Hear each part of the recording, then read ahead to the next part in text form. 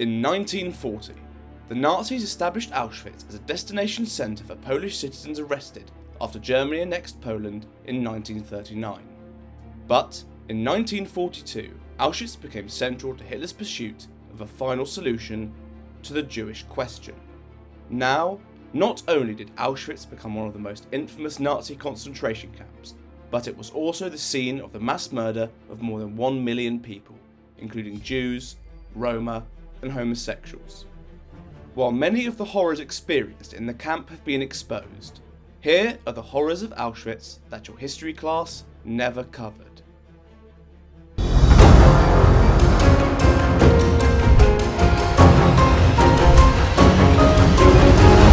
Welcome to the Unveiled History.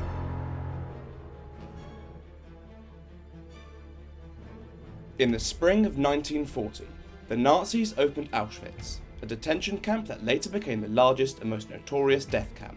During its construction, the factories surrounding it were commandeered and those living in the area were forcibly removed from their homes. In June 1940, Auschwitz received its first mass transport of 728 male political prisoners, including Catholic priests and Jews. By March 1941, 10,900 people had been imprisoned, most of whom were Poles.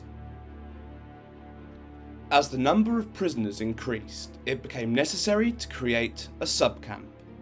Auschwitz II, also called Auschwitz-Birkenau, was located 3 kilometers from the main camp. With its selection separated by barbed wire fences, Auschwitz-Birkenau had the largest population of prisoners. In January 1942, the first chamber using the lethal Zyklon B gas was built on the camp. Nevertheless, it was judged inadequate for killing on the scale the Nazis wanted. As a result, 4 additional chambers were built. During its construction, the prisoners were forced to live in the barracks as they were building them. As a result, in the early months, most prisoners died of hypothermia, starvation, and exhaustion. But these were just the least of the horrors experienced by the prisoners of Auschwitz. Upon arrival at the camp, the prisoners were immediately examined by Nazi doctors and separated into 2 categories: those fit for work and those unfit. Those unfit for work, including young children, pregnant women, the elderly, and the sick, were immediately ordered to take showers. But the bathhouses they were matched to were disguised as gas chambers. Once inside, the prisoners were exposed to Zyklon B poison gas, leading to their death.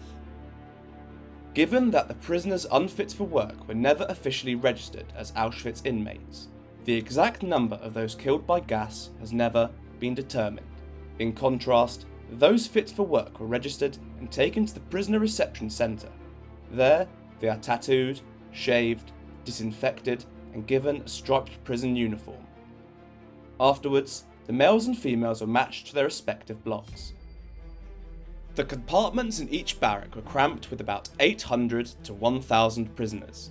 As a result, the prisoners slept there both lengthwise and crosswise, with one man's feet on another's head, neck, or chest.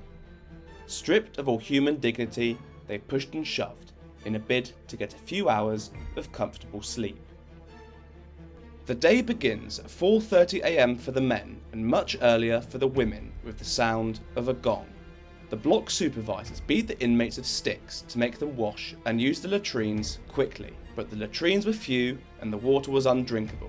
After washing, the prisoners were given half a litre of coffee substitute for breakfast. Afterwards, they are lined up outside in rows of 10 to be counted.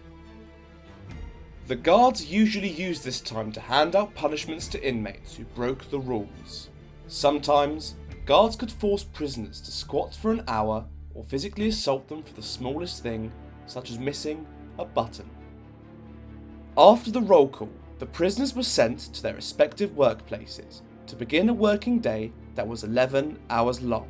Much of the work took place outdoors at construction sites, gravel pits, and lumber yards. The prisoners were not given any rest period. At midday, the prisoners had lunch which consisted of 3/4 of a litre of watery soup, reportedly foul tasting. The evening meal consisted of 300 grams of bread, often mouldy, part of which the inmates had to keep for breakfast the next morning. By 7 in the evening, a second roll call takes place, where the prisoners might be flogged or hanged. If a prisoner was missing, the others had to remain standing until the absentee was found. Curfew was marked by a gong by 9 o'clock, where prisoners had to retire to their compartments for the night. One of the most horrific atrocities for which Auschwitz was famous for was distributing medical experiments. Nazi doctors conducted disturbing experiments on the prisoners, especially those deemed unfit to work. These experiments included castration, sterilization, and testing how they were affected by contagious diseases. Part of Block 10 in Auschwitz's main camp was put at the disposal of the doctors. The experiments, performed on women, were particularly horrific. Nazi doctors, professional Dr. Karl Klauberg and Dr. Horst Schumann, were particularly interested in the sterilization of women. They hoped that the sterilization methods would help in the mass sterilization of the inferior races. Klauberg developed a non-surgical mass sterilization method that involved injecting a special chemical irritant into women's uteruses to sterilize them. His experiments ended the lives of some of his subjects, while others were put to death so that autopsies could be performed. In a letter written to Himmler, Klauberg jubilantly stated that, in the foreseeable future, one physician, with the help of 10 auxiliary aides, would be able to carry out the sterilization of hundreds of women in a single day. Dr. Schumann, on the other hand, preferred to use radiation for his mass sterilization experiments. X-ray sterilization equipment was set up for Schumann in one of the barracks at Birkenau, and, every now and then, dozens of Jewish men and women were brought in.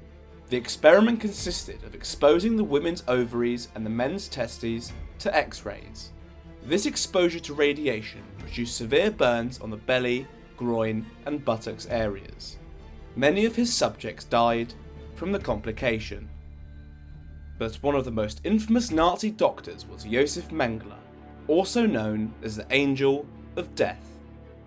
Mengele was particularly interested in performing research on identical twins, dwarves, and those with hereditary diseases.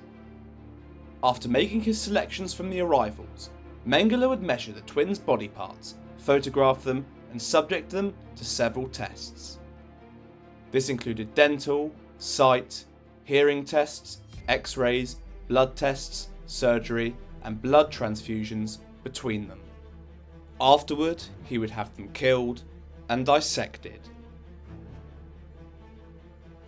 Prisoners of Auschwitz were usually punished by guards for the slightest infraction of the rules. These infractions include returning a second time for food at mealtimes or putting one's hands into one's pockets. Punishments for these infractions include flogging and punishment by the post, which involves tying prisoners' hands behind their backs with chains attached to hooks, then raising the chains so the prisoners were left dangling by the wrists.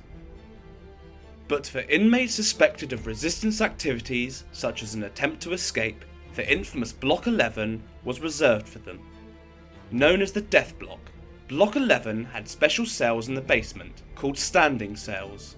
These were special bunkers of dimensions about 1 metre by 1 metre, in which 4 to 5 prisoners stood for the entire night as a form of punishment. There were also hunger bunkers where prisoners sentenced to death were slowly starving. Between Block 10 and Block 11 was a courtyard known as the Death Wall. This served as an execution centre for prisoners sentenced to death. There, they were shot in the back of the head with a handgun, and their corpses were transported to crematorium number 1 to be cremated. The crematoria consisted of a dressing room, gas chamber, and furnace room. Victims to be killed in the crematoria were first told to take a shower and undergo delousing. The victims undressed in the dressing room and walked into the gas chamber, sometimes with soap and a towel. According to a former prisoner, one gas chamber could hold up to 2,000 prisoners. After the doors of the gas chambers were shut, the officers dumped the Zyklon B pellets through vents in the roof. Within 10 minutes, the victims ended up dead. As a result of the crowd, people fell on top of each other as they died. after their death, members of the Sonderkommando, a special guard made up of prisoners, dragged the bodies out of the chambers. They removed glasses and artificial limbs and shaved off the women's hair. By the 6th of February 1943, the Reich Economic Ministry had received 3,000 kilograms of women's hair from Auschwitz and Majdanek.